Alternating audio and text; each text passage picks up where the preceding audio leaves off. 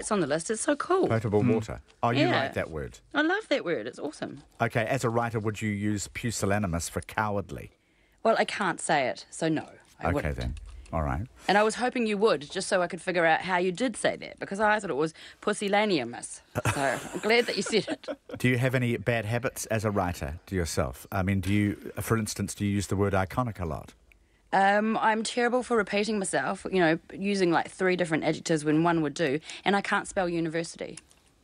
So what do you do instead? You put I uni. reverse the R and the S, I think, and I do it every single time. Right. What does that end I up don't know sounding what- like?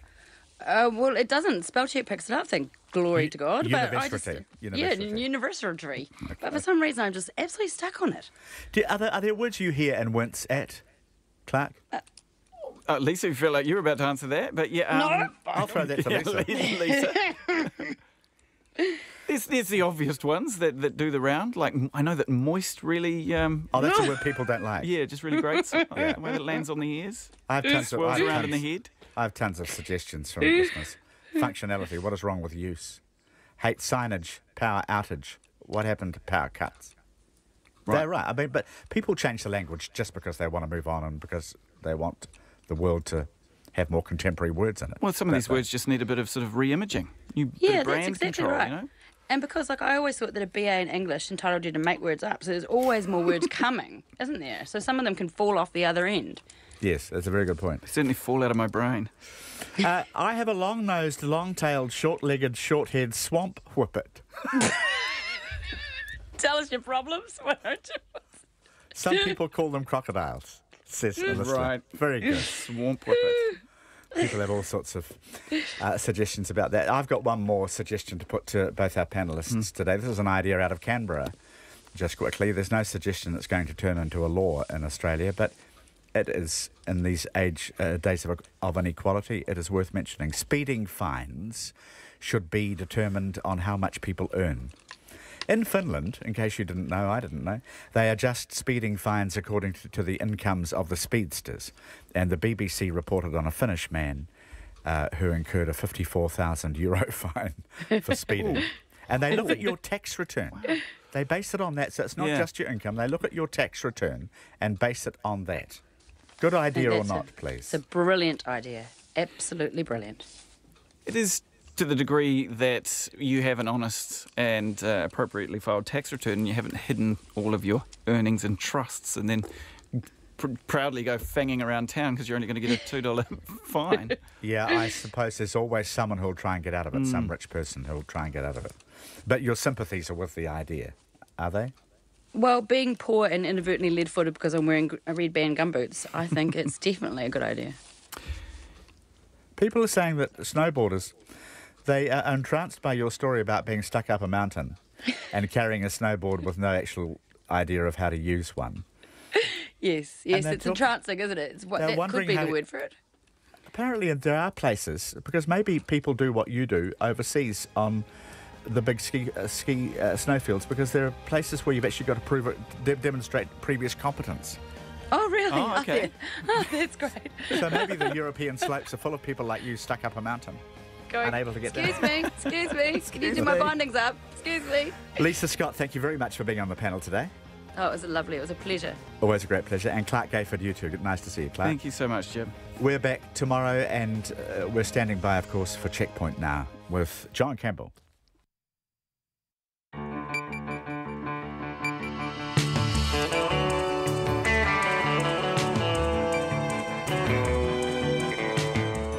Kia ora everyone. Tonight Peter Dunne says thanks and goodbye. The third leader in 3 weeks to announce their departure. Why? What does the loss of his vote mean to National's post-election coalition construction? Jane Patterson and the gallery team look at the political machinations, and I speak to Peter Dunne about 33 years in Parliament and about drugs. Also tonight, lipstick on a pig. Gareth Morgan stands by his use of the phrase $18 GP visits and free public transport for under 19-year-olds. A report on the construction of Dunedin's new hospital reveals the Southern DHB can't afford to pay for it. Colin, Meads and Te Kuiti, a very New Zealand love story. And who is Brett Hudson? Do join us. We'll be back after the news.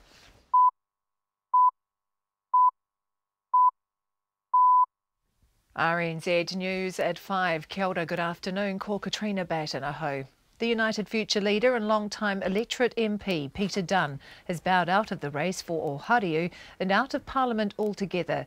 It's the third departure of a party leader in as many weeks, with the election just 5 weeks away. Here's our political editor Jane Patterson. United Future has supported National on confidence and supply throughout the past 3 terms, but now Peter Dunne says voters in his Wellington seat are giving him the message they want a change. He says it hasn't been an easy decision because he has long and personal ties to the electorate. The Prime Minister Bill English says Mr Dunne has enabled strong and stable government for the last 9 years, but now he says National will be trying to take the seat for itself. Labour and the Greens have also thanked Mr Dunne for his contribution, even from the other side of the aisle. This is Jane Patterson. The Labour and Green parties have prioritised transport on the first official day of election campaigning. The Greens have pledged to make it free for everyone under the age of 19 to travel on public transport, while Labour wants to invest in a rapid rail network. Labour's election commitment of $20 million would build a rapid rail network between Auckland and Hamilton and Tauranga. It says there'd be a daily 3.5-hour trip between Tauranga to Auckland and 4 trips of just over 2 hours between Hamilton and Auckland. The Greens say they would create a green card which would make it free for everyone under the age of 19 to travel on buses, trains and commuter ferries. The policy would cost up to $80 million a year. Family doctors say extra government funding to cut the cost of seeing a GP for more low-income people is urgently needed. National's health spokesperson Jonathan Colin announced today that if re-elected, the party will expand access to the community services card to an extra 350,000 people with low incomes and high housing costs. He said that would mean a family of 3 earning up to $60,000 a year would get $18 doctor's visits. Doctors' groups have pushed for such a move, worried that half a million New Zealanders can't afford to see a GP. The president of the College of GPs, Tim Malloy, says the pressure has worked. This is a political solution to a political problem, and the process that's been required is for us to make it very clear to our politicians that this is not a sustainable scenario. So in that sense, I think this is a very good outcome, that they have, 1, listened, and 2, they've acted accordingly. Dr Tim Malloy. A seriously unwell 73-year-old man deteriorated and died while awaiting care at a Northland public hospital in 2014. The Health and Disability Commissioner, Anthony Hill, says the man had been treated and discharged but returned days later feeling unwell. Our health correspondent Karen Brown reports. The man, Mr B, was admitted by the emergency department, but it was busy and he waited 35 minutes to be assessed. A test indicated heart damage, but no one told the doctor dealing with him the result. Mr B had been moved to a ward so the hospital could meet a health target governing time spent in the ED. This happened before receiving important medical interventions, such as insertion of a catheter. He deteriorated and died of heart inflammation that evening. Mr Hill has ordered the Northland District Health Board to improve care. Ko Karen Brown tēnei. A traditional Māori cloak has been draped across the shoulders of the late Sir Colin Meads statue in his hometown of Te Kuiti. The bronze statue on the main street has become the centre of a vigil for fans and friends paying their respects to the former All Black great. Another local legend and master weaver, Dame Rangamarie Hetet, made the feathered cloak. Her granddaughter, Kahutoi Te Kanawa, says it's nicknamed the Traveller because it's honoured many in the community. Whenever someone passes, and a lot of the cousins know, if they haven't got a cloak, a family cloak of their own, we let them use ours, and that's to honour the person, but also to make sure that the cloak of aroha is spread amongst the whānau at such a sad occasion. Kahutoi Te Kanawa says Sir Colin inspired generations of mostly boys to stay out of trouble through playing rugby. 10 United States Navy sailors are missing after a warship collided with an oil tanker east of Singapore. The guided missile destroyer USS John S. McCain collided with the merchant vessel Alnick MC, and the warship sustained damage to her port side. All rail services between Papakura and Pukekohe have been suspended after a vehicle hit a bridge near Papakura. Auckland Transport says buses will replace trains in the meantime. It's 5:05. In sport, the All Blacks lock Sam Whitelock says Saturday's second half has been the focus of their team review. While the All Blacks ran out winners by 20 points in Sydney, they leaked 4 unanswered tries in the second half. Whitelock says it shouldn't matter what the scoreboard is. That's pretty much what our review is about, and making sure that going forward, no matter what the distractions are, scoreboard, how the game's flowing, making sure that we can go out there and keep it nice and simple and just doing your role and doing it to the best of your ability. Sam Whitelock. Meanwhile, the Wallabies midfielder Kurtley Beale insists the side's confidence hasn't suffered from the Bledisloe Cup belting. The Tall Blacks coach Paul Henare says he's very satisfied with the character his young side has shown through the Asia Cup. An understrength Tall Blacks had to settle for 4th at the Lebanon basketball tournament, losing the bronze medal match to South Korea. Hand on heart, I believe that this group has put their own unique mark on what is now a new Tall Black culture. You haven't replaced it, but they've added to it, and that's not something that happens too often. Paul Henare says the tournament's been great preparation for November's first round of World Cup qualifiers. The New Zealand driver Scott Dixon has lost ground to IndyCar Series leader Joseph Newgarden after the latest race in Pennsylvania. Dixon finished 6th in the race, won by Australian Will Power. That's the news. A tree falls in the forest. It was this bloody mindedness, this good Kiwi, just get up in the morning, go and tag a pen of sheep, and then in the afternoon come and play a game of rugby. Standing in Jacinda's shadow. We're worried in the sense that we've got to lift our support in order to be able to form a sensible government after this election. And a total eclipse. When the sun is completely covered up by the moon. At that moment, it is fine to look up at it, but otherwise you need to be wearing solar eclipse glasses. Light and shade, Guy and Espiner and Susie Ferguson Morning Report, weekdays from 6. Then on 9 to noon, the challenges facing rest homes and why some have an uncertain future. We talk to Eldonet and to the director of a Wellington facility which has just closed its doors. And after 10, we meet the Indian journalist who uncovered the hidden friendship between Queen Victoria and her Indian servant Abdul, soon to be the subject of a blockbuster with Dame Judi Dench.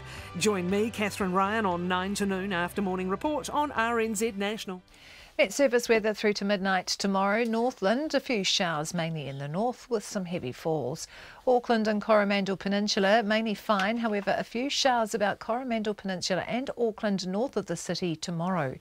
Waikato to Kapiti, also Bay of Plenty in the central high country, fine. Scattered showers from eastern Waikato to Bay of Plenty and the central high country tomorrow, with possible thunder about eastern Bay of Plenty in the afternoon. Gisborne and Hawke's Bay, a few showers mainly about the coast, possibly heavy tomorrow. Waitarapa and Wellington, scattered showers clearing tomorrow and fine breaks increasing. Coastal Marlborough and Canterbury, cloudy periods and scattered showers, gradually clearing from the south by tonight, fine tomorrow. For the rest of the South Island, fine and frosty. Tomorrow, isolated showers about northwest Nelson, Buller and Fiordland. For the Chatham Islands, periods of rain today and a few showers tomorrow. It's 5:08 and you're listening to Checkpoint. Thanks so much, Katrina. Coming up on the programme tonight, Colin Meads and the community that loved him, putting lipstick on the use of the phrase, putting lipstick on a pig. The latest from Barcelona, $18 GP visits and free public transport for under 19s and much more. But we begin tonight, of course, in the Wellington Electorate that, despite name changes, boundary changes and changes of government, has remained loyal to one MP since 1984. Ohariu, home to Peter Dunne since he was elected as a very young Labour MP in Rob Muldoon's snap election. Now, in a third shock departure in as many weeks, Peter Dunne has announced he will leave Parliament at the election. Why? He says he's been getting a clear message that voters are looking for change. It's one seat and he's one MP, but by helping him win it, National have had an extra vote in the House. For the Nats, Ohariu has been a win-win. 18,000 party votes for them, plus an MP from another party who supports them. Now what? In a moment, Peter Dunne himself, but first, here's our political editor, Jane Patterson. Ohariu is an important seat in the broader political landscape, as for the past 3 terms it's given the National Party one extra vote to rely upon. That was the reason the National leader Bill English gave the signal to Ohariu voters to vote for Mr Dunne as the Electorate MP to help him win the seat. A One News Colmar Brunton poll released just over a week ago showed Labour's Greg O'Connor 14 points ahead of Mr Dunne, with 48% of the vote compared to Mr Dunne's 34%.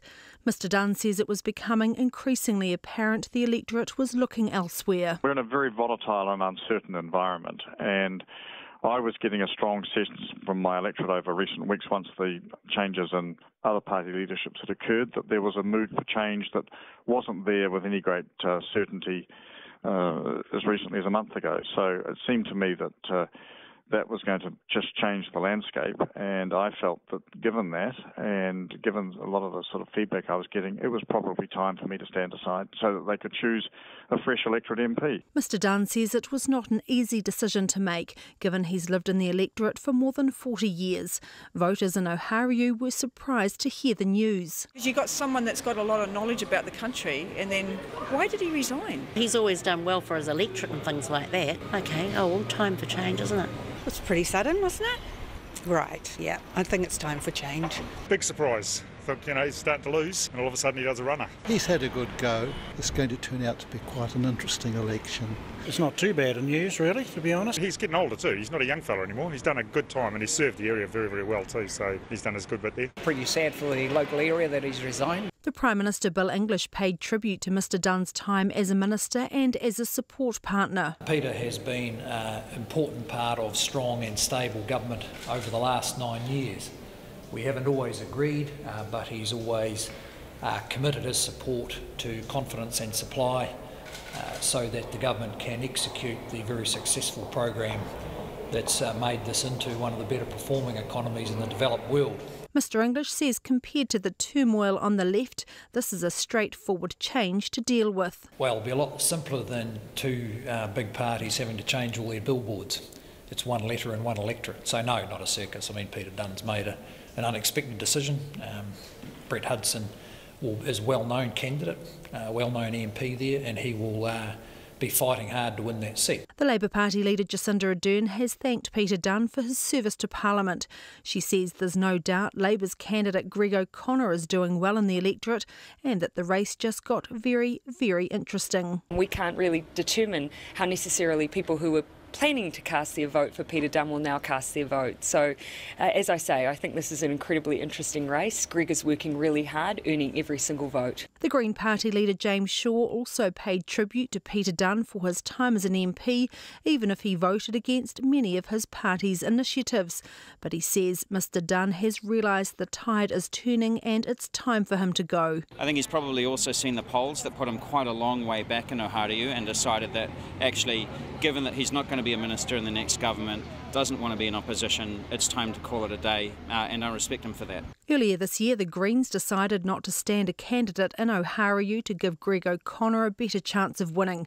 United Future will not stand anyone else in Ohariu, which means it will effectively be a head-to-head battle between Mr O'Connor and the national candidate, the List MP Brett Hudson. For Checkpoint, Jane Patterson.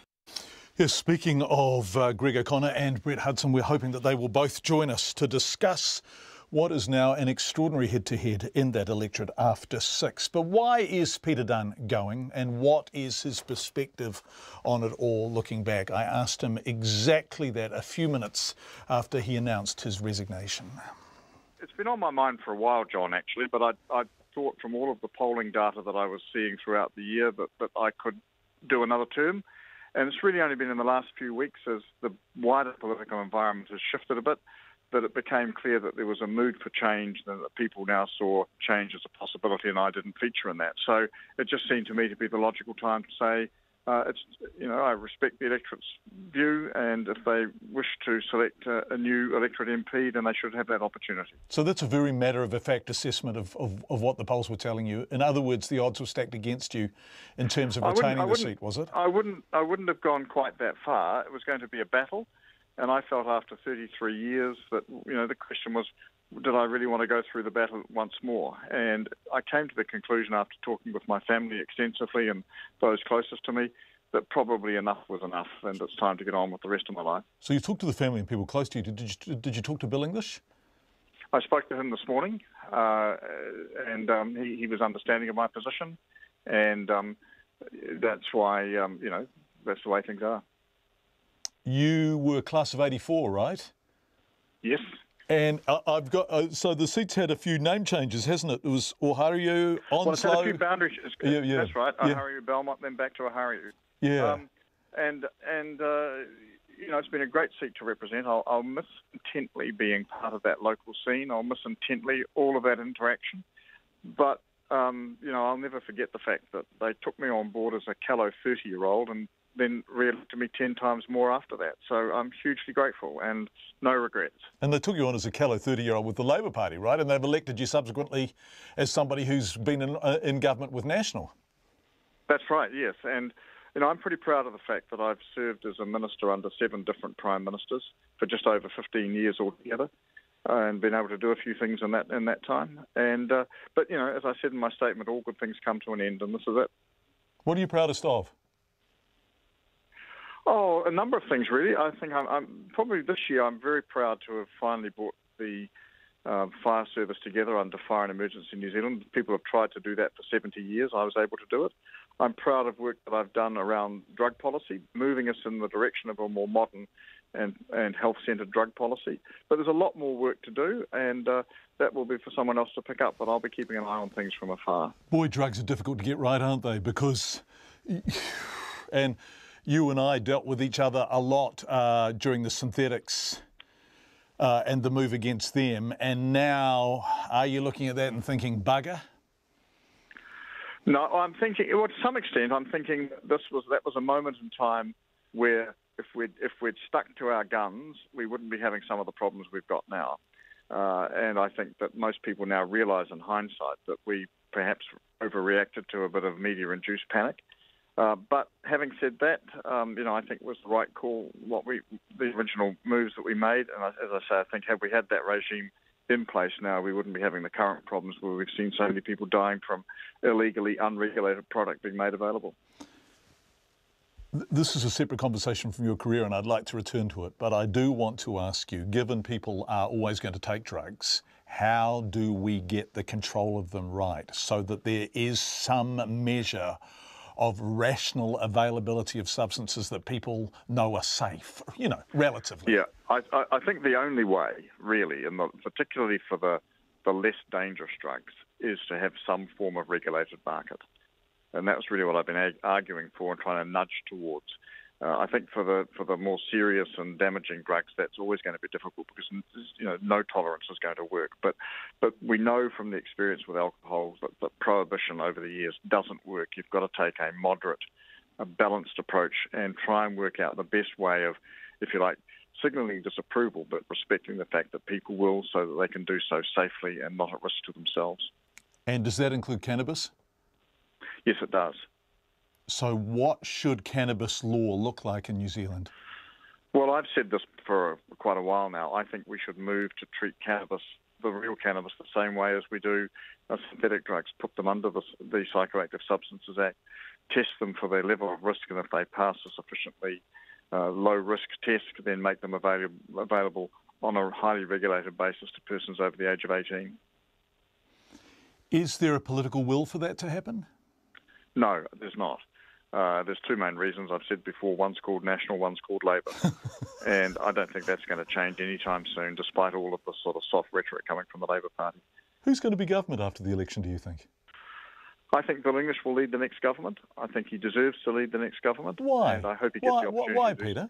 Because he's a very considered, thoughtful and competent politician. He has a real passion for, I think, the vulnerable in New Zealand, the dysfunctional, and I think he's got a real commitment to stop just talking about it, but to actually do something about it, and I really hope he gets the chance to do so. Isn't that a moral high ground or a political high ground that Jacinda Ardern and Labour are claiming at present?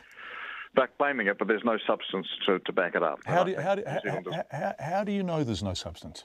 Well, we haven't seen any evidence of it. I think what you've got with English is someone who's been working in this area for a long period of time, who's got a complete understanding of the complexities of social policy, the integration with economic policy, etc. And I think I would rely on him to be able to deliver progress. So if you had been re-elected in the electorate that you have served in one form or other, given the odd boundary change since 1984, you would very much have given your vote to National again? Yes, I would. So this is a loss to National, isn't it? Well, you could argue that. I think that National will win the Ohariu seat in my absence. But, you could argue that I'm one down. But look, there's a lot of ground to play out. So you think that without you taking the vote from National and the kind of deal that you've been operating in the electorate, that Brett Hudson will win the seat against Greg O'Connor? I think I do. And he's a good local person. And I think he's got far more local contact than any of the other candidates. And I think he deserves it. Who was with you in the class of 84 that's still there? Trevor Mallard? He's the last one. I think Annette King's retiring. And Annette King, forgive me for interrupting, but Annette King wasn't a continuous. She lost it. I think she lost. That's right, yes. She lost for a term. I'm the only one that's been there continuously since 1984. And are you still mates? Oh, yes and no. So, not really, but I'm not really close to anyone here. I've always been my own person, and, that's just the way I am. Is politics bloody brutal? It can be, but it can also be extremely rewarding and extremely enjoyable. And I just look back with a huge amount of satisfaction at the number of individuals I've been able to help over the years and hopefully make a difference for. And they will be the memories I'll take with me as we move forward. It's United Future leader Peter Dunne, who is standing down at the election. We want to confirm that both of the frontrunners there, it really is now a head-to-head. Labor National Greg O'Connor and Brett Hudson will be joining us live on the program after 6 o'clock. That will be a chat, a debate, whatever you like to call it, worth listening to. Meanwhile, the Opportunities Party leader Gareth Morgan is defending his use of the term lipstick on a pig, which he says refers to the change in Labor's leadership and not specifically to Jacinda Ardern. Mr Morgan has come under fire after tweeting over the weekend that the Labour leader should be required to show she's more than lipstick on a pig.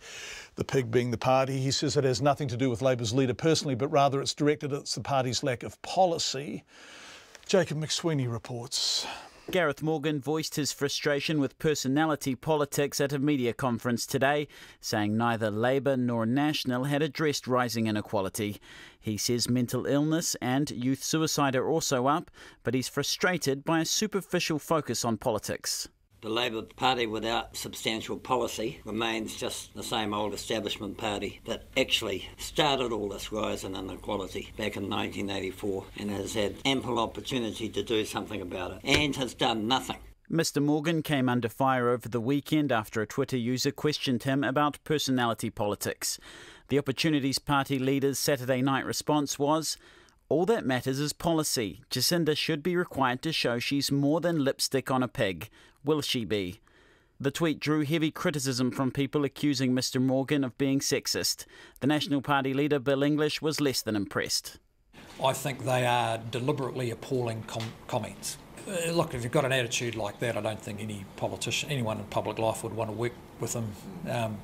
That's outside the acceptable boundaries of political criticism and language. But I think he knows what he's doing. Yeah. I think he's designed the comments to stir up attention because he hasn't had much lately. But Gareth Morgan says he made the comments to get cut through because attention was not being paid to his party's policy. It's the world of sensationalism now, 5-minute headlines. That's what you have to do to get cut through so we can actually have a discussion about policy. So the challenge I've got to Labour is, can we please see the policy on climate change so it can be critiqued? Ms Ardern says she's not bothered by Mr Morgan's comments and invites him to read Labour's policy pages on its website. She says it's the type of criticism she's come to expect on the campaign trail. I'm happy to add Gareth Morgan to our email list so that he gets updates on all of our policy announcements, because sadly it looks like he's been missing out on them. Gareth Morgan, however, remains unapologetic, saying he took inspiration from Barack Obama, who used the term in 2008 to describe his Republican opponents. He says he stands by his comments and firmly believes they will help his party edge from its current polling of 2.4% closer to the 5% threshold. For Checkpoint, ko Jacob McSweeney aho. Already received an email from Chris, a regular correspondent actually from the Ohario Electorate. Chris is in Tawa, and she says, I live in this electorate and most people here don't even know that National is standing a candidate, let alone who it is. Yes, Brett Hudson has had a willfully low profile because, of course, they've wanted people to vote for Peter Dunne. So we will discuss that with him when he joins us after 6. How do you go from low profile to high profile in basically a month? Let's change the subject now. We'll be back with politics later. Tributes continue to pour in from fans, friends and family in Colin Meads' King Country hometown. People have been visiting the statue of him unveiled in the main street of Takuiti, and local schools paid their respects. Our reporter Eva Corlett is there.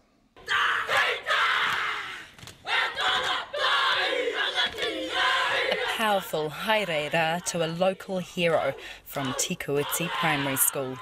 The Kapahaka group performed to the giant bronze statue of Tikuiti's favourite son, which has become the central point for locals to pay their respects. And Sir Colin's legendary status doesn't just hold with older generations. After the performance, a number of the students crowded around to describe in a few words what they thought was the best thing about Sir Colin. He's a rugby legend. He's hearty. He's best captain ever. He's the man. He's awesome. He's one of the people that has been pretty much the best. His ruthfulness and his helpfulness. He's played for us. What does he mean to this community? Is he a bit of an inspiration? He's a huge part of our community. He's like a role model to this community and King Country and that. The pupils took the opportunity to offer a few words of thanks and support. I just want to say thanks to Colin for all of his inspiration he's did for Wairati and the community of rugby, so I want to thank him. And I'd like to say a big sorry to Colin's family, and you'll get through this somehow. Stay strong, kia kaha. Up the road at Pukenui Primary School, a special assembly was held to mark Sir Colin's passing. The children lowered their flag to half-mast and belted out their school song, a local adaptation of a well-known tune to honour their local heroes. In the middle of the King Country, there's pine tree meads and the King Country rams. One pupil, Dougie, says Sir Colin inspires him. Massive, because he's a player of the century, and that how he used to run over everyone and score heaps of tries, and how he played that game with a broken arm. The school's principal, Raywin Jackson, says Sir Colin was a big man with a big heart. He just acknowledged everyone. It didn't matter who you were. He, would acknowledge you, even our children. They would see him and he would sort of know who they were and have a chat to them just about what they were doing and things like that. So he was interested in people, even if they weren't rugby players and things like that. Back at the statue, which was unveiled just 8 weeks ago, people have laid bunches of flowers and a rugby ball inscribed with a farewell note to Sir Colin. A kahuhuruhuru, or feathered cloak, has also been draped over his shoulders. One of its kaitiaki is Kahutoi Te Kanawa. Ms Te Kanawa says another local legend, her master weaver grandmother Dame Rangi Maria Hetet, wove the cloak. It takes at least 9 months to make one cloak. It's covered in pheasant feathers, and the pheasant itself has over 17 varieties of feathers on it. So I think it's befitting of a farmer, probably with a lot of hunting. Ms Te Kanawa says the cloak's nickname is the Traveller because it has a history of honouring people across the region. Whenever someone passes, and a lot of the cousins know, if they haven't got a cloak, a family cloak of their own, we let them use ours, and that's to honour the person, but also to make sure that the cloak of aroha is spread amongst the whānau at such a sad occasion. Mr Kanawa says Sir Colin likely kept generations of mostly boys out of trouble through inspiring them to follow rugby. Sir Colin's funeral will be held next Monday at Tikuiti's Les Munro Centre. I Tikuiti mō te hōtaka o te ahiahi, ko Eva Corlett, tēnei.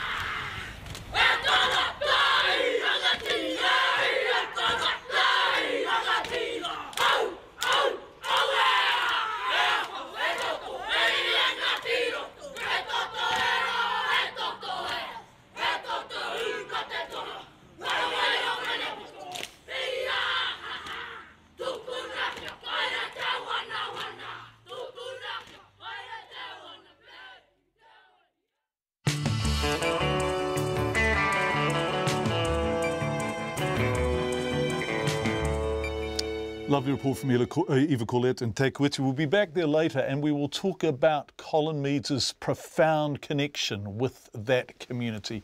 We'll hear from a boy who Colin Meads used to come and watch play along with all the teams in his club when he was 5 years old. All of that and more coming up. Also, $18 GP visits from National, a golden triangle of rail from Labour and free public transport for under 19-year-olds from the Greens. The campaign trail well and truly up and running. Spanish police say the terrorist cell involved in the Barcelona attack have planned a much larger attack using several vehicles and homemade bombs, plus a report on the construction of Dunedin's new hospital reveals the Southern District Health Board can't actually afford to pay for it. Feedback very welcome. Don't forget you can text us 2101. You can tweet us at Checkpoint RNZ. We're on Facebook, of course, and our email address, as many of you know because you use it with great enthusiasm, is checkpoint@radionz.co.nz. Dave says, John, Peter Dunne will be remembered for 10 deaths and counting from synthetic cannabis rather than the courage to legalise. Massive fail. After the headlines, we will be with our business editor, Giles Beckford, who's beaming in live from Wellington this week. But first, Katrina with the 5:30 headlines. The United Future leader, Peter Dunne, says recent polls and feedback from his constituents make it clear they want a change, which he accepts. A One News Colmar Brunton poll released earlier this month showed Labour's Greg O'Connor 14 percentage points ahead of Mr Dunne in Ohariu. Mr Dunne says while he's extremely disappointed, he respects the right of the electorate to support whichever candidate it chooses. The Labour and Green parties have prioritised transport on the first official day of election campaigning.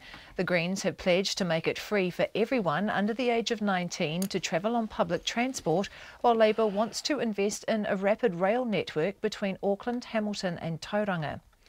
Family doctors say pressure for extra government funding to cut the cost of seeing a GP for more low-income people has worked. National's health spokesperson Jonathan Colin announced today that if re-elected, the party will expand access to the community services card to an extra 350,000 people with low incomes and high housing costs. That would mean a family of 3 earning up to $60,000 a year would get $18 doctor's visits. A seriously unwell 73-year-old man deteriorated and died while awaiting care at a Northland public hospital in 2014. The Health and Disability Commissioner says a test indicated heart damage, but no one told the doctor dealing with him the result. He was moved to a ward so the hospital could meet a health target governing time spent in the ED before important medical interventions such as an insertion of a catheter. All rail services between Papakura and Pukekohe have been halted after a vehicle hit a bridge near Papakura.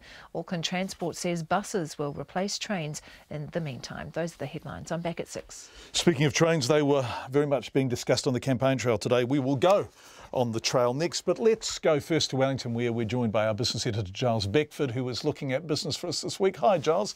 Nice to have you back. The latest figures today suggest the record inflow of immigrants may be levelling out. Possibly so. These things come in waves, as you can well imagine, John. We had 72,000 was the latest official measure that was out this morning. That's permanent migrants, that's people staying here 12 months or more. But there are just a few signs that perhaps this may be the plateau of it, the top of it, for the cycle at least. One of those was that we had the highest number of New Zealanders leaving the country in nearly 4 years. It's not big, but it's clearly showing through as a trend. And also starting to see people head back towards Australia. Now, one of the features of our big migration gains of the past few years have been a lot of Kiwis coming home. Yeah. They were finding that Australia, of course, just wasn't the land of milk and honey. The resources sector in particular took a real beating after the slumping commodity prices. And also the tightening screw by Australian authorities on New Zealanders for what they could actually get for their taxes. That also sent many people back here looking for better economic times, which they were finding. So perhaps just a few straws in the wind that perhaps we're now seeing the tide starting to turn. Early days, but from that point of view, something to be watched. Right. If the tide's turning, there is one researcher, I think, Giles, that you're going to tell us about who thinks that figures are understated. Is that right?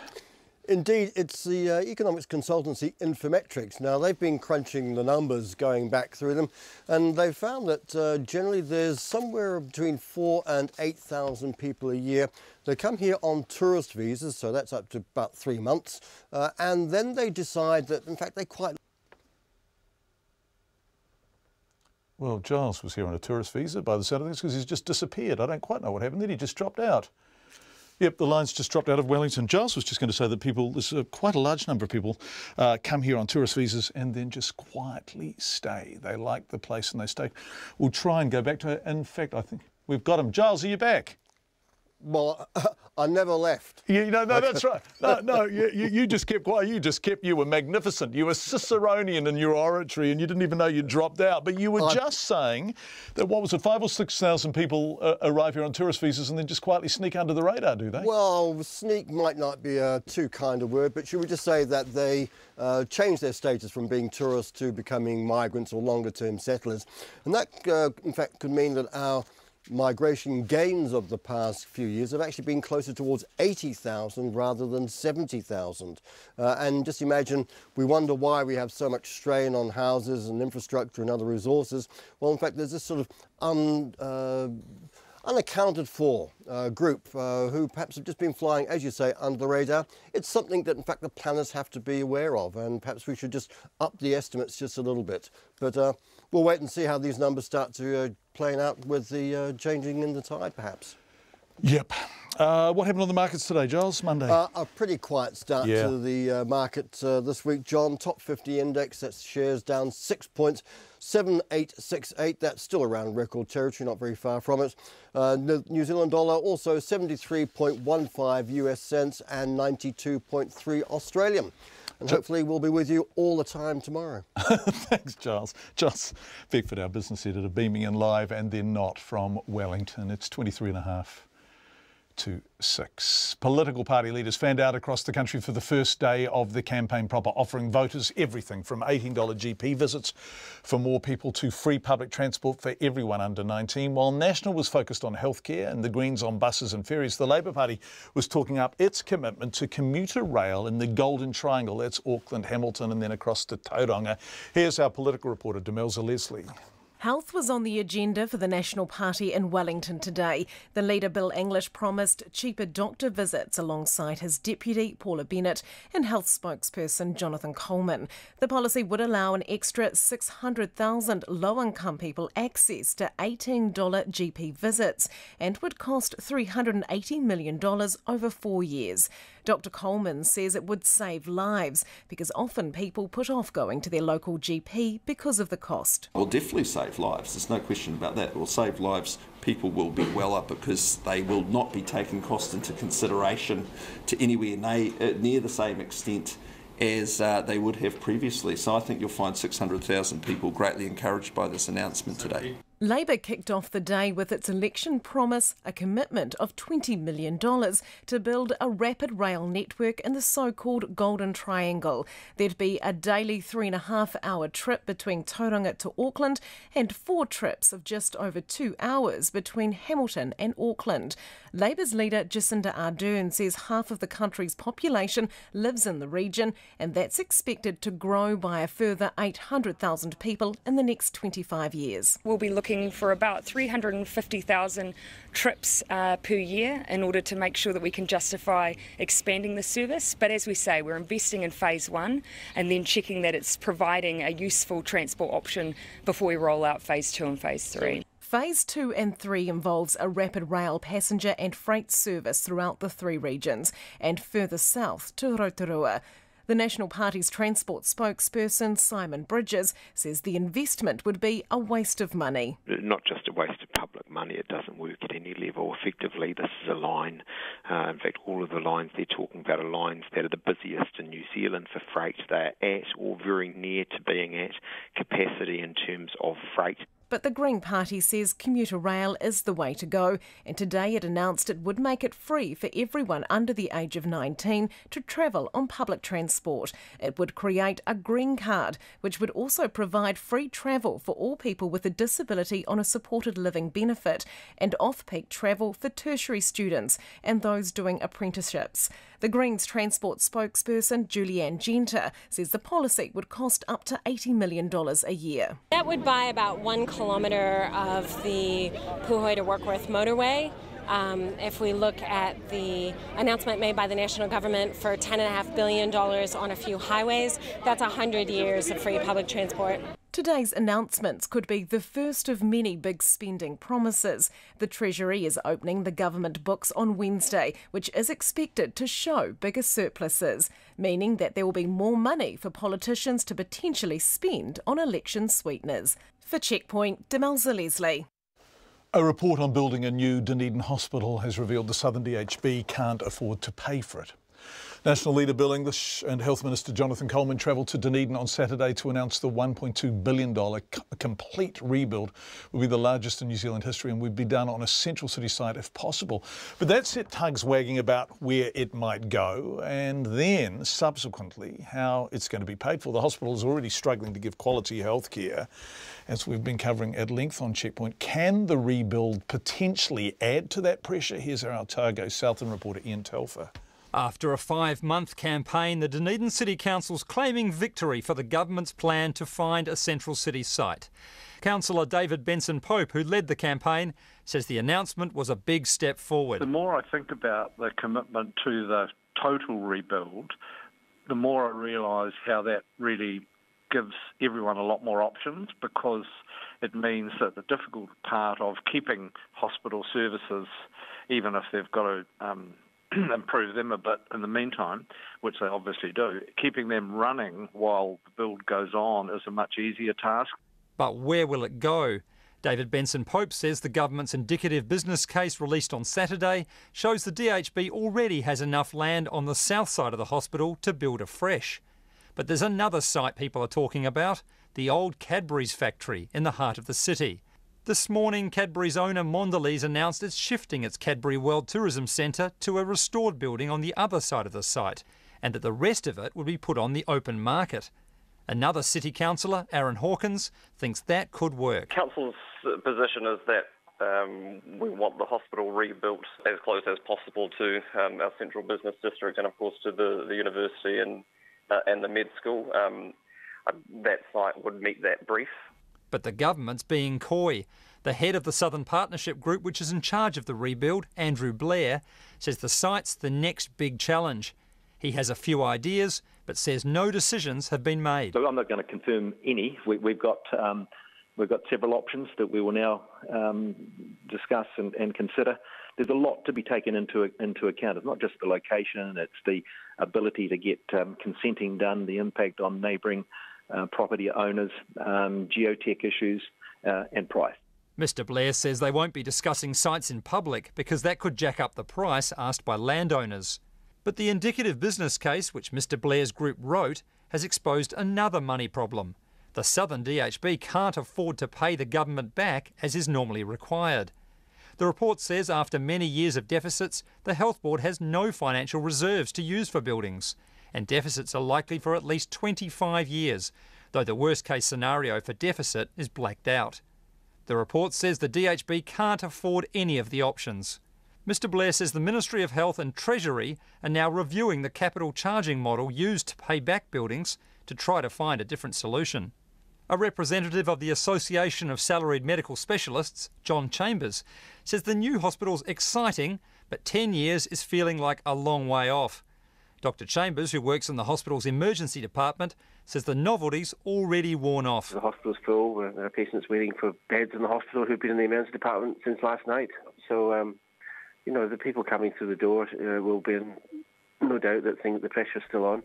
John Chambers says the challenge will be making sure the hospital doesn't get worse before it gets better. In Dunedin for Checkpoint, Ian Telfer. Breaking news just in from New Zealand Police. The statement has just arrived. Sudden death in Gisborne. One person has died in a forestry area in Gisborne this afternoon. Emergency services were called shortly after 2:30 to a remote forestry area in Tauwhare Gisborne. Tauwhare in Gisborne. Despite the efforts of emergency services personnel, the man has died at the scene. Police and WorkSafe are making inquiries to determine the circumstances surrounding the death. We are going to investigate further to see if this is in fact a forestry accident.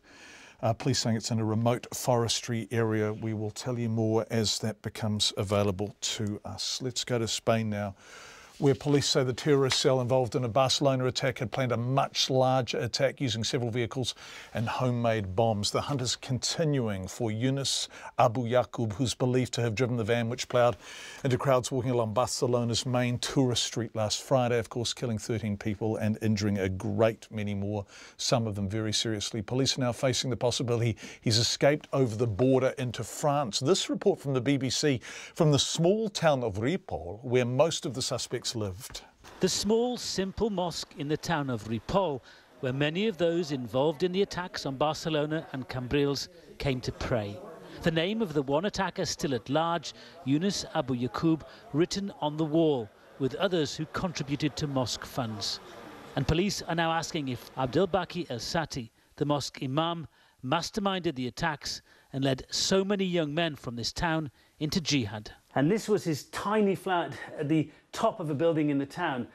His bedroom has since been emptied of everything by police. Now, according to people at the mosque, he left 2 months ago to go on an extended journey to Morocco. But we know from his flatmate here, who won't be filmed, and others in the town, that he left as recently as last Tuesday, very suddenly. All that's left here is his small Quran and his empty bedroom. Today I spoke to Hecham Igassi, the devastated father of two of the attackers from Ripoll, Mohammed and Omar Hichami.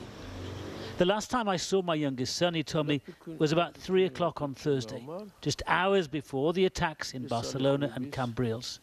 He didn't come back. Hecham roundly blames the imam for radicalising his sons and the others.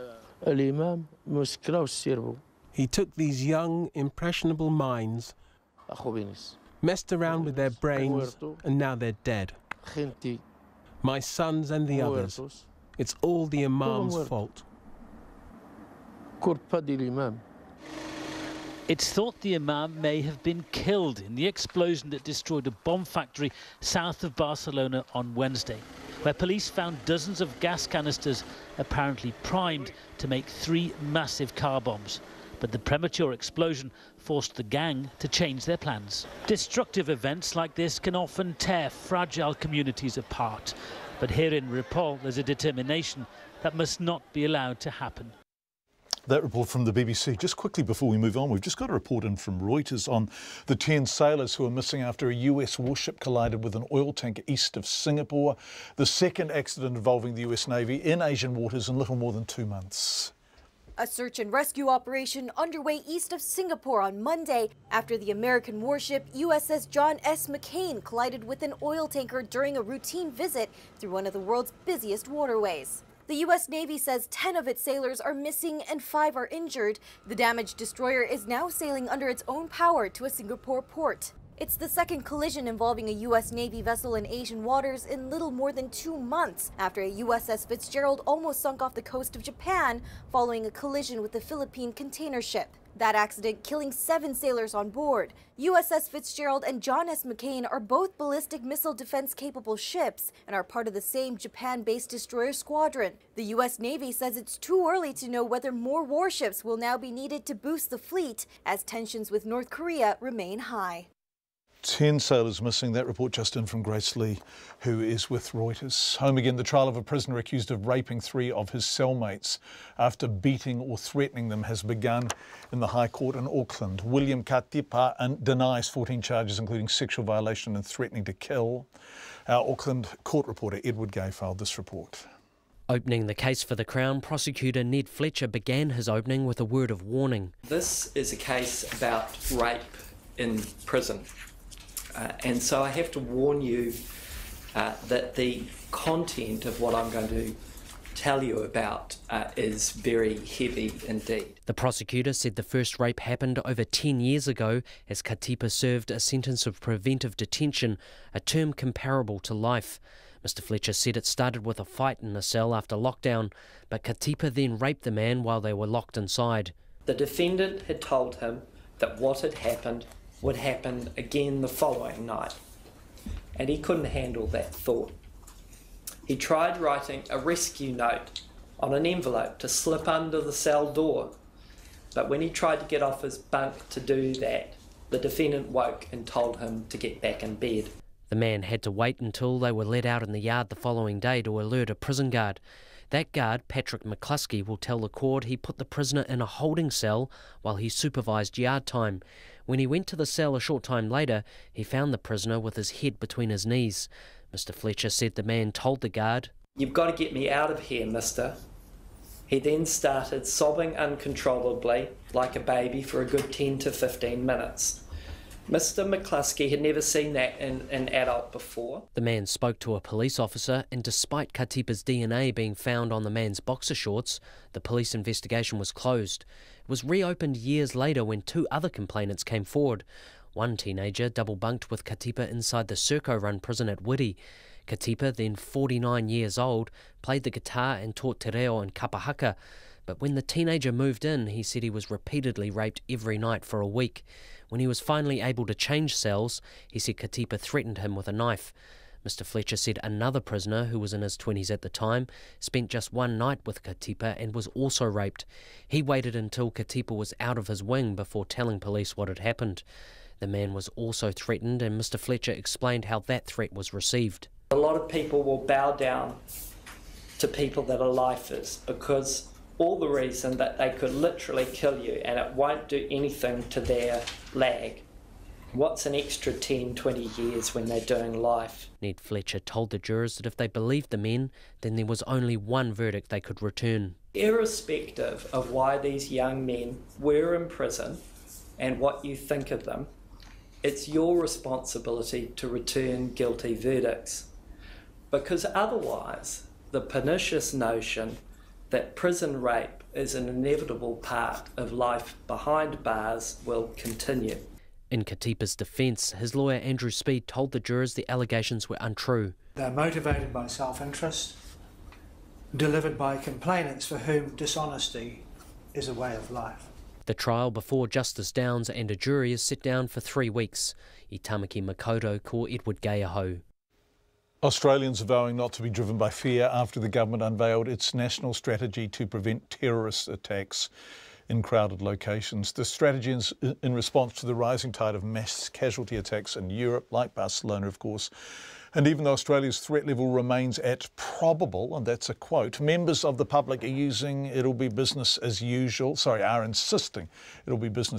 sport and music lovers and people congregating en masse. The ABC's Antoinette Latouf reports. It's Sunday night in Western Sydney and thousands of rugby league fans make their way home on the train, seemingly undeterred by the Prime Minister's new strategy to tackle terror in large public places, including sporting stadiums. They did have scanners and I had to get frisked and everything. There were a lot more police around, particularly on this train line, but it only makes you feel safer. Colin Gardner is with his teenage daughter and says they've both noticed enhanced security measures at events. Going to concerts though, with regards to the bags and you can't take liquid into games and things like that. Manmeet Singh and his friends say despite recent events in Barcelona, London and even Melbourne, they won't be avoiding large crowds. I don't think that any terrorist threat is going to stop me or anyone else or my friends are going to go out to watch a game, because that's what we're going to do. And we know we believe in Australia, we believe in our national security, and I'm pretty sure that, whatever they do, they're doing their really good job. It's a sentiment echoed by Mary Jane Garland. So they don't win. It's our life, our country. And if we stay away from sporting games and shopping malls... That's not us. That's not Australia. Venue operators, security personnel and even hospitality staff are being urged to have security top of mind under a new plan revealed by Malcolm Turnbull. The Anti-Terror Strategy report warns that terrorists are seeking busy locations to achieve mass casualties. Well, this is the most significant development in terms of security intelligence and government really really having a crack at reducing the risks associated with terrorism. It is an absolute breakthrough development, and it will benefit everybody in this country and everybody who visits it. That's international security consultant Roger Henning. But he says there aren't enough checks in place of the thousands of security guards working for private firms. For example, security personnel that are actually foreign students here on student visas in uniforms protecting IGA or Woolworths or Coles wouldn't have a clue what to do if somebody came along. They don't really need to have any education. They don't really need to. They're there to make it look as though a building is secure when it's not. If they haven't already started vetting these people thoroughly, and that means everybody, regardless of their background, then it needs to be done today. That report from the ABC private security consultant Roger Henning.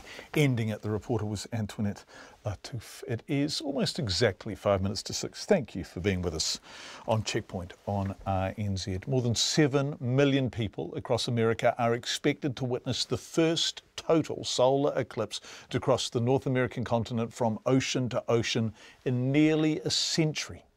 From around 4 o'clock tomorrow morning, New Zealand time, the moon will momentarily obscure the sun and cast a lunar shadow across parts of the US from west to east, causing temperatures to drop and making it so dark you'll be able to see the stars in the middle of the day. The last time the US experienced a solar eclipse was 1979, but it's been 99 years since the celestial event crossed the entire continent. The BBC's Nada Tawfik has more from the tiny town of Hopkinsville, Kentucky.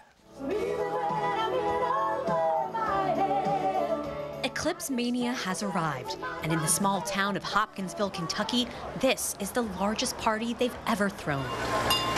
Officially Eclipseville for the big day, here is where the best and one of the longest views of that spectacular moment of darkness will be, and the locals are over the moon. People used to say, where is Hopkinsville? But now nobody will ever have to ask again, where is Hopkinsville? I love it. I think it's cool.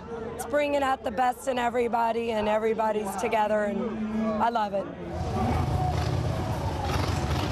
To deal with the overwhelming preparations, this quiet community of 30,000 appointed a special solar eclipse coordinator.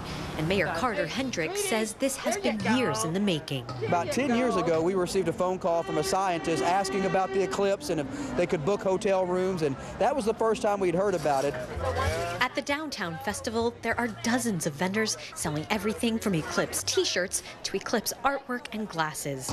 Officials are hoping this will give the local economy a needed boost. But the demand is stretching some businesses to their limit.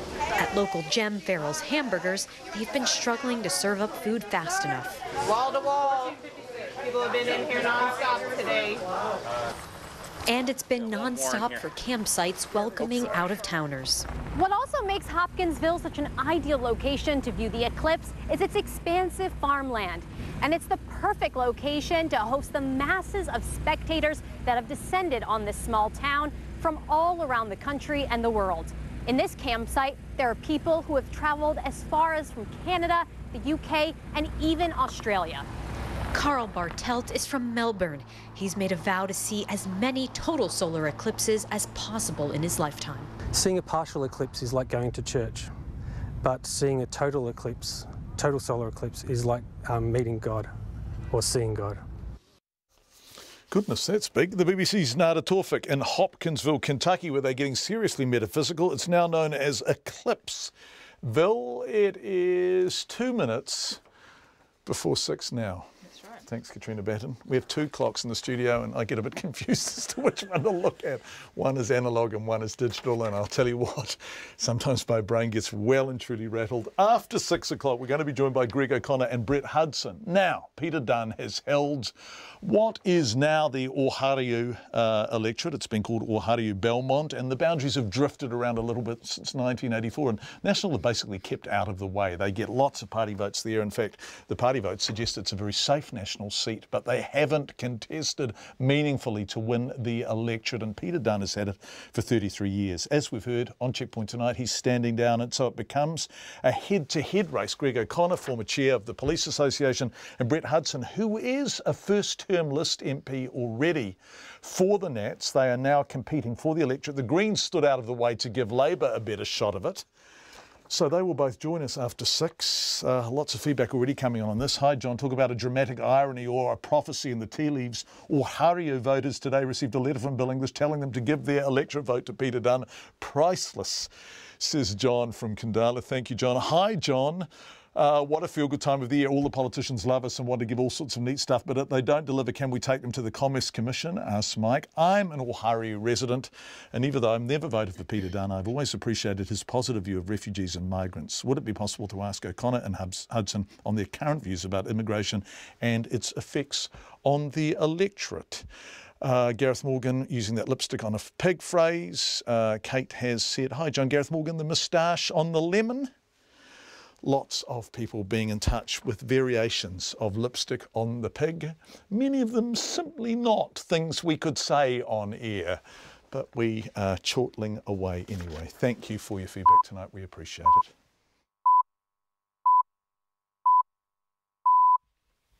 RNZ News at 6. Kia ora, good evening. Ko Katrina Batanaho.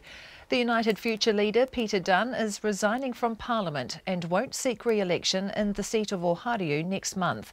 Mr Dunne, an Electorate MP for more than 30 years, says recent polls and feedback from his constituents make it clear they want a change, which he accepts. A One News Colmar Brunton poll released earlier this month showed Labour's Greg O'Connor 14 percentage points ahead of Mr Dunne.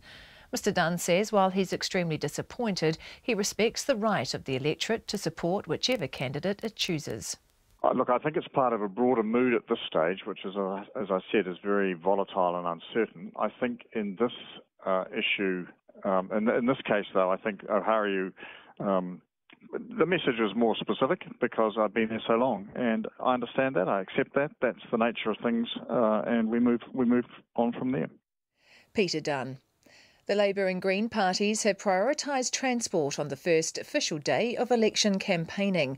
The Greens have pledged to make it free for everyone under the age of 19 to travel on public transport, while Labour wants to invest in a rapid rail network. Here's our political reporter Demelza Leslie. Labour's election commitment of $20 million would build a rapid rail network between Auckland, Hamilton and Tauranga.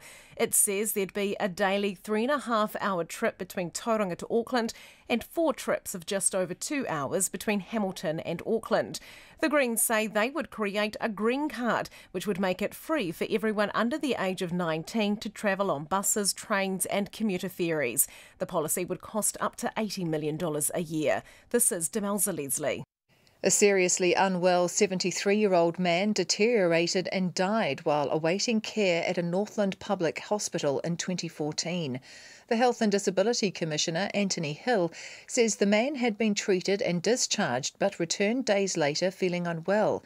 He was admitted by the emergency department but waited 35 minutes to be assessed. A test indicated heart damage, but no one told the doctor dealing with him the result. The patient had been moved to a ward so the hospital could meet a health target governing time spent in the ED. This happened before receiving important medical interventions, such as insertion of a catheter. He deteriorated and died of heart inflammation that evening. Mr Hill has ordered the Northland District Health Board to improve care. The King Country community and its schools have been mourning the loss of the former All Black great Sir Colin Meads, who died yesterday.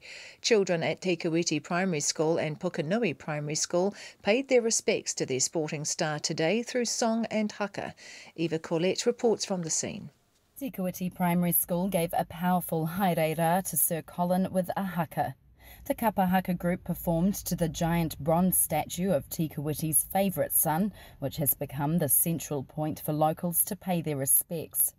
The students described him as a legend, helpful, hearty and a great role model to the community. Pukenui School also sang a song dedicated in part to Sir Colin and lowered their flag to half-mast. Sir Colin's funeral will be held a week today at Te Kuiti's Les Munro Centre. Ko Eva Corlett, Tēnei. The United States has begun joint military exercises with South Korea today at a time of rising tension on the Korean peninsula. The exercises have taken place every year since 1976 and are largely computer simulated. From Seoul, here's the BBC's Yogita Lamai. The drills will take place over 10 days and the focus this time is mainly on testing command structures by using computer simulations. Some field exercises are also expected to be conducted along with civilian evacuation drills. Fewer US troops are participating compared to last time, but the US Defense Secretary has said this is based on the requirement for the exercises and not because of tensions with Pyongyang. The joint drills always infuriate North Korea, and last year the country conducted a nuclear test soon after the exercises. Yogita Lamai reporting. The head of Transdev, the company that runs Auckland's metro rail services, says a picket by union members outside the company is a publicity stunt. A group of about 40 rail and maritime transport union members gathered outside the company on Queen Street today. They say they demonstrated because they have been excluded from important parts of a safety audit by Transdev. Transdev's managing director, Michelle Ladrak, says it's appropriate that the union is not in all the meetings because staff need to speak freely to the auditor. NZTA is an independent party looking at our processes and our management system. And the essence of an audit is that people can talk freely, sometimes without being monitored by me, the manager, or indeed the RMTU. Michelle Ladrak says the union has been invited to 5 sessions during the week-long audit. It's 6:05. To sport, and the All Black lock Brodie Retallick says the scrum issues will be addressed before their rematch with Australia in the second Bledisloe Test in Dunedin this weekend. Despite a comfortable 20-point win on Saturday, Retallick says the Wallabies probably outsmarted them at the scrum, forcing resets and winning 2 penalties off it. He says they need to adapt better to different styles. Yeah, we just had a quick look at that as a 4-pack, and I think it's probably just a little bit different to what we're used to in Super Rugby, where I think normally pre-set call there's a lot of weight going through, but the Australians weren't doing that, and we were sort of getting overextended and collapsing and giving away penalties. So we'll be looking to try and fix that. All Black lock Brodie Retallick. Meanwhile, the Wallabies defence coach maintains there are some positives Australia can draw from their horrendous defensive performance. Nathan Gray is under huge pressure after Australia missed an incredible 48 tackles and conceded more points than they ever have against the All Blacks. But he insists it isn't all bad, saying tackles started sticking when the Wallabies fired back in the second half. 2 experienced Australian coaches have been brought in to bolster New Zealand's Rugby League World Cup campaign. Former NRL coach Brian Smith and Penrith New South Wales Cup coach Garth Brennan will assist Kiwis coach David Kidwell at this year's World Cup. That's the news. This week on Nights, Naoko Muramatsu on catering for Japan's ageing population. Eric Brenstrom has the world's weather and why heavy rain in tropical Africa can bring heat waves to Europe. The remarkable life of Margaret Austin, from Palmerston North Sunday school teacher to Paris showgirl. And in episode 4 of Bang, Melody Thomas looks at sex and sexuality in long-term relationships. On Nights this week with me, Brian Crump, from after the news at 7 on RNZ National. Met Service weather through to midnight tomorrow. Northland, a few showers, mainly in the north with some heavy falls. Auckland and Coromandel Peninsula, mainly fine. However, a few showers about Coromandel Peninsula and Auckland, north of the city tomorrow. Waikato to Kapiti, also Bay of Plenty in the central high country.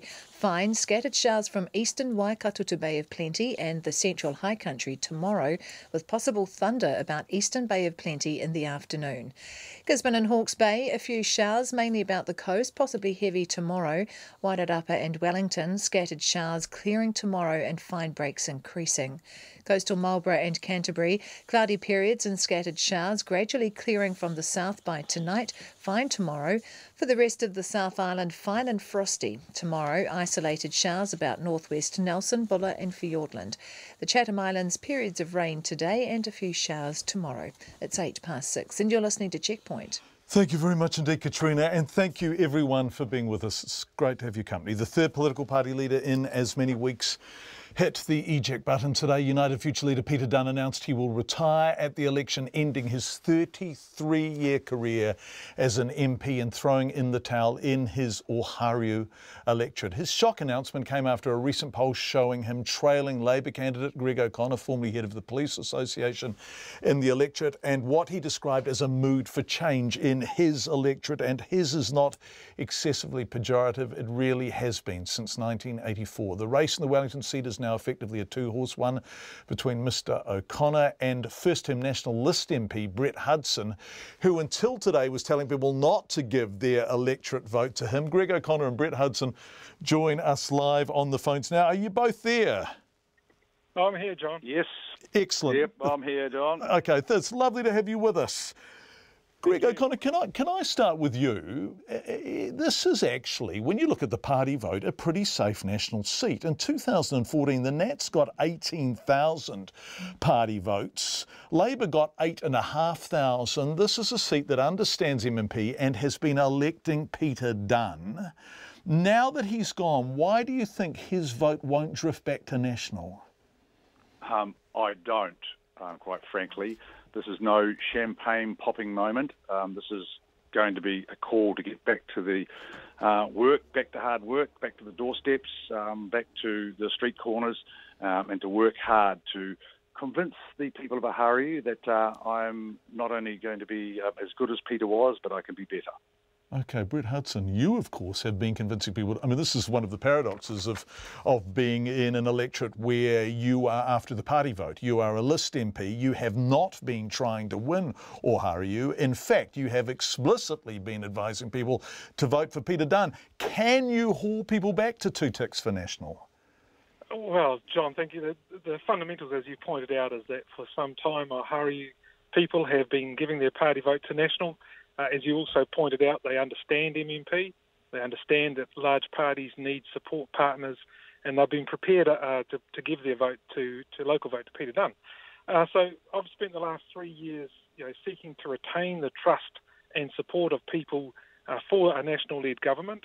And all that's changed today is I'll augment that same message with an additional message of saying if you want a strong voice as your local representative inside a national-led government, then also give Brett Hudson your electorate vote. Except they've already got you, haven't they? And this is an electorate, and there are 3 or 4 in the country that really get MMP because these sorts of things have taken place there. The people in Oharu already know you're in Parliament. And so isn't this an electorate that is quite happy to give their party vote to one party and their electorate vote to another? Well, and historically they've done that in support of MMP to bring about a national-led government. And let's not lose sight of the fact that the party vote is the most important vote. And I will continue the strong message all the way through to election day for people to give us their party vote. And I think, based on discussions that I'm having around Oharu with constituents, with voters, they like the idea of having a strong local representative. And they appear to see a distinction, perhaps, between a list MP in the electorate and the electorate's MP. And so I'm offering them the choice now. And Peter, who has served the electorate incredibly well and loyally for a long time, has made the decision himself not to seek re-election. And now I'm offering the choice to say, not only can you give your party vote to national for that national-led government, but you can have a strong voice inside that government if you give your local vote to me. Right. Greg O'Connor, I'm going to come back to you in about 30 seconds because I know you want to say how I can be your strong local electorate MP, so you can have the opportunity to do that. I thought Brett was going to say he was going to convince people to vote for me. Yeah, well, I'm sure you're both making that point. But just before we come to you, Greg O'Connor, Brett Hudson, when did you find out Peter Dunne was standing down? And is there some kind of deal being struck that he is getting out of the way because this looked like an electorate that Labor was going to snatch? And has he been promised some kind of ambassadorship, some kind of sweet deal after the fact? Do you know about this stuff? Peter gave the courtesy of giving me a call possibly about half an hour or thereabouts before he sent out his press release. Okay. And I thanked him for that. It was generous of him to do that. And no, I'm not aware of anything in the background of that. I know, Peter has served the electorate well. I respect him for the work he's done, and I respect him for the way he's gone about this decision. Right, Greg O'Connor. Thank you, Brett Hudson. Greg O'Connor, let's come to you. Peter Dunne pulled out, in short, because you were polling so well. I mean, the polls suggest, and I know your internal polling suggests this, that this was a seat that you were way in front in. Is that why Peter Dunne's gone? Well, he said that on an earlier interview, that he got the indications that he probably couldn't win. So that's what he's saying. So clearly he's had that message. So the answer, I guess, is yes. OK, so what do you offer the people in this electorate? Look, as I found out, I'd been in my previous job for 20 years, and what actually happens is that you do get to the stage where you're looking at things through the same prism, the same set of eyes, and often just having someone new, and I've got a proven record, which is outside politics. I've run big business, and I'm now bringing an outside commercial, real-world aspect to politics, whereas I guess what Peter offered was a political view of the real world, which is quite different. So already I'm finding, even with things dealing with local issues, for instance, around the mall, that being able to put pressure on people, just a different, shall we say, taking a different tack is proving effective. You would have won it if Peter Dunne had contested it, wouldn't it? If Peter Dunne had remained in the contest, you're pretty sure you would have won it, wouldn't you? John, we're all checking our phones every half hour. Yeah, ain't that the truth? OK. The political climate is OK. so quickly. What's your sense? Yeah. I think had the election been this week, I think I could have won it. But as we all know, it's 4 weeks, and who knows what's going to happen in the next 4 weeks. There's not only the internals here, there's a lot of external factors at play as well. Brett Hudson, you said the party vote is the important one, and that does determine the size of the party in Parliament. How hard do you need to try to win this electorate for the Nats if you are clocking 18,000 party votes? Well, as I said, I think people see the distinction between the different representation they can have locally. They see an importance and a legitimacy, I guess, is the way you could frame it, around an electorate MP. So I'll be working hard to get both votes, but I never lose sight of the fact that it is the party vote that will determine the size of our caucus. It'll determine fundamentally whether or not we are able to form a government on our own or with partners. So without question, it's the campaign I've been running for months, and I'll continue to press that message. I'll just add to it, but let people know that if they want a strong voice inside a national-led government, they can give their local vote to me. Greg O'Connor, have you felt a greater sense of engagement, a greater interest in the Labour Party, people wanting to talk to you more since the leadership change? The answer is yes. I think there's definitely been a mood change. I think changing a vote is a two-stage process, is a push and a pull. People have been sort of pushing, ready for a change, but there was nothing sort of really pulling them in any direction until 2 weeks ago. And I think that's what's happened. This is quite a diverse electorate. I've been door knocking in each of the a lot of the different socioeconomic areas. The message is very much the same. I really think that the polls that we saw over the weekend are very reflective of what I'm hearing. This is a good bellwether seat, actually, and I think there is definitely people are ready to do what New Zealanders have traditionally done, 3 terms of each, because they know it's what makes this country work, why it's a good country, because we do make the changes at the right time. Now is the right time. Right, Greg O'Connor and Brett Hudson, we're going to have a little quiz, but before we do, a local knowledge quiz, but before we do, 30 seconds each on why the electorate should vote for you. Greg O'Connor first. Well, because especially now, you've got someone who has got a proven record of knowing how to achieve what needs to be achieved. You've got someone who's lived in the electorate, not just in one part, but lived all over the electorate, 5 different places actually. He's played sport in the electorate, actually even been in the Kandala Arts Theatre and some productions there. So knows people, proven track record, have successful record of running business outside the electorate and bringing that and applying that to politics and being a very effective voice for the people of Oharu. Greg O'Connor, who's running for Labour. Brett Hudson, who's running for National. Why should people vote for you in 30 seconds or less? Thank you. The people of Oharu have shown in the past that they support and value a national-led government. I'm asking them to return that through their party vote. And if people want a strong local voice inside of the National League government that they favour, then I'm asking them to give their vote to me, Brett Hudson, to make sure that the communities and the people within Ohareau have that very strong voice in that government. I've worked for 3 years in the community. A lot of people know the work I do for individuals and families and groups in the community. I'm asking them to give their trust, put their trust in me. They'll see that it was well placed and deserved. Brett Hudson and Greg O'Connor, both sounding like they give a damn. Thank you both so much for joining us. A quick quiz before we go. What's the first stop on the train line into Wellington after you leave Johnsonville?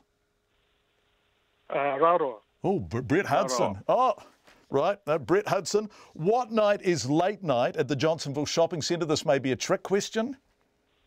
Friday night. Thursday and Friday, 1 point each, both nights. When was the Ohareau-Belmont electorate established, the predecessor electorate to Ohareau? 1993. 96.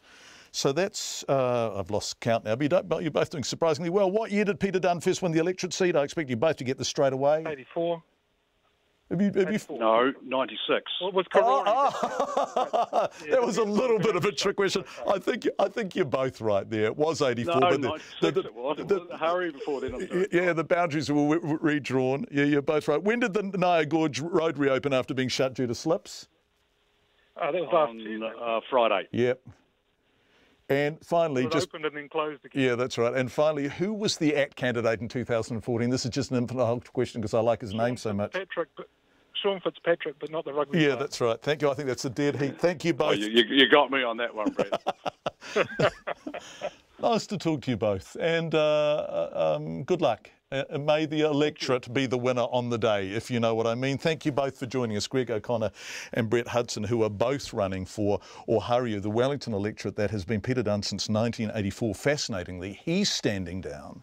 Greg O'Connor was a long way ahead for Labour, but in terms of the party vote, this is a safe national seat, 18,000 party votes compared to 8,000 Labour votes last time round for the Nats, so a 10,000 vote majority in the party, but they've been voting for United Future. Peter Dunne's gone. The Greens stood aside to make way for Greg O'Connor to win it for Labour. So it is now effectively a straight two-horse race, Labour against the Nats, Greg O'Connor versus Brett Hudson. Thank you both to Greg O'Connor and Brett Hudson for joining us. Right, let's go now to Colin Meads. He last played for the All Blacks in 1971. It was before colour telly. His entire career was broadcast in black and white, and it was a quarter of a century before rugby turned professional. As the rugby world mourns the passing of one of the greatest players in the history of the game, there's also a sense of how different the game is now from when Pine Tree played it. And perhaps that's displayed in one of the recurring themes of the many tributes paid to Sir Colin since he died yesterday morning, how present and central he was in the life of his King Country community. And for Bud Snowden, that meant Colin Meads All Black would come down and watch his team play when he was too little even to do up his boots. In fact, when he was too little to even have any boots. Well, as a Saturday morning rugby player here myself, he'd come down and talk to us before games and that, in the frost when we used to play in bare feet and that. For those of you slightly bewildered by the strength of the tributes to Colin Meads, why he mattered so much, that one image is pretty hard to beat. My son is 14. He's played rugby every winter Saturday morning since he was 4. That's roughly 200 games. And in all that time, there's been an All Black there once. When he was home, Colin Meads was there every single week, not just for the seniors and the club's top team, but for Bud in his bare feet. When I was a little fella. So how old would you have been, do you reckon? Oh, 5. Colin Meads belonged to an age before professionalism stole the players from their clubs and their communities, from the little kids in bare feet. When current All Black captain Kieran Reid turned out for his club in Christchurch in April, it was his first game for them in 9 years. It's a different world now, isn't it, Bud? It is now. Yeah, I come down here and watch my grandkids play Saturday morning. There's heaps of teams here at the moment. So, yeah, and they're all wearing boots, of course, not bare feet. We did when she was talking to us. In a way, this is the nostalgia of availability. Colin Meads wasn't only just great, he was there. His engagement with that community, his sense of being part of that community. And, of course, that was reciprocated. If that voice sounds familiar, you're quite right. That's Jim Bolger, who moved to Te Kuiti in 1965, a sheep and beef farm not too far from the Meads family farm. Like all Blacks back then, Colin Meads was an amateur, and the family farm sure wasn't printing money. The Meads property was a difficult property, a lot of steep hills, and of course Colin said that gave him his strength and of course his stamina, and I'm sure it did. There wasn't only the ads on TV where he carried posts uphill. And when he couldn't carry the posts up the hill because he wasn't there, in 1960, for example, the All Blacks left New Zealand at the beginning of May and returned in mid-September. His neighbours and his clubmates did it for him. Bud remembers that. Working bees, rosters, community. That's right. We'd dag his sheep or whatever they're doing on the farm. They'd go out and do everything. Yeah, that's correct. No fuss, even now. The world changes, of course. When Dan Carter signed with the French club Racing 92, his deal was reportedly $2.4 million a season. You think back to those early tours that Colin and his compatriots went on for the All Blacks. They were paid about sixpence. They were away for weeks at a time and just, again, concentrate on Colin's own self.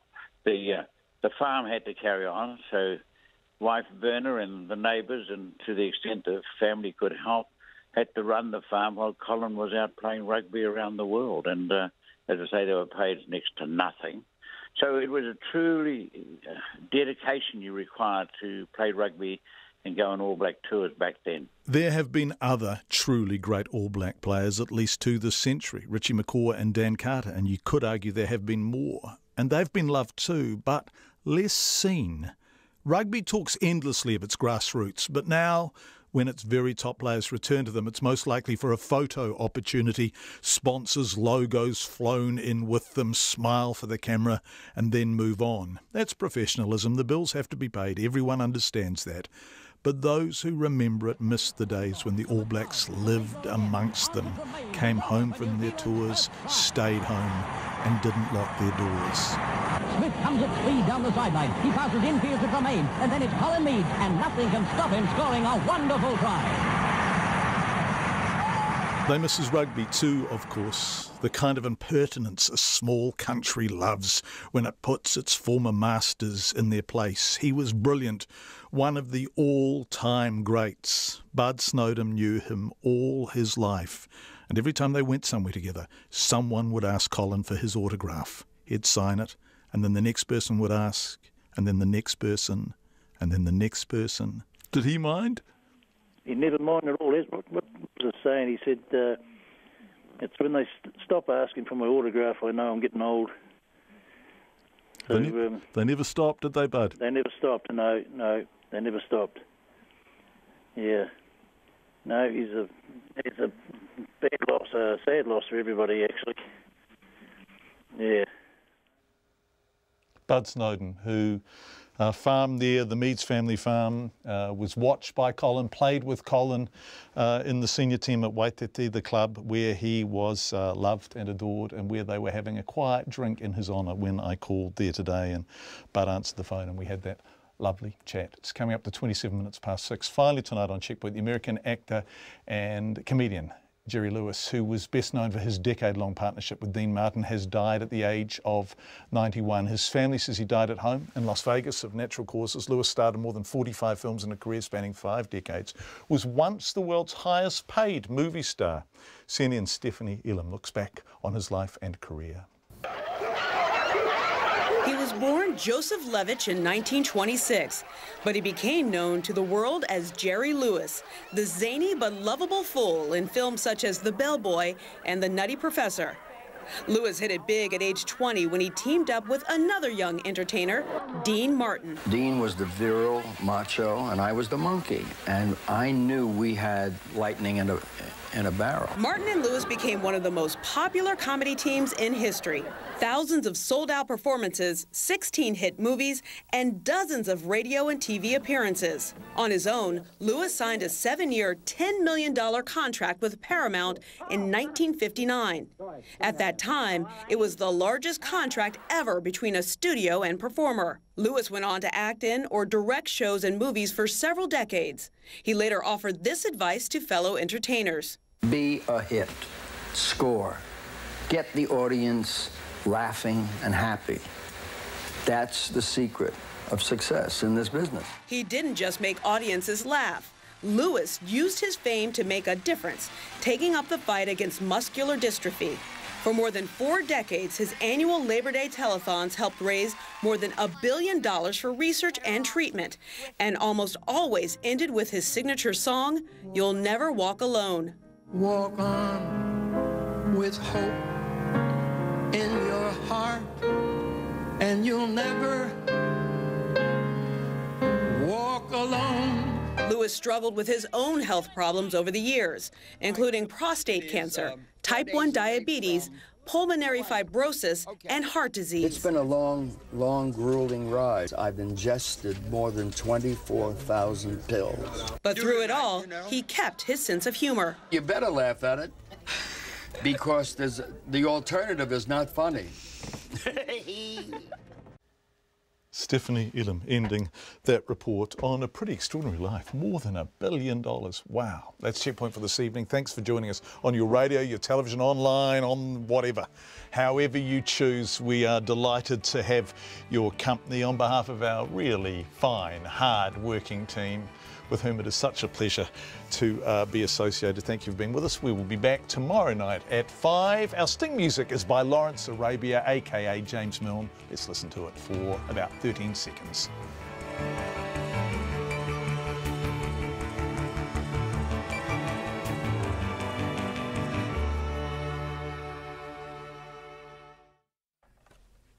RNZ News headlines at 6:30.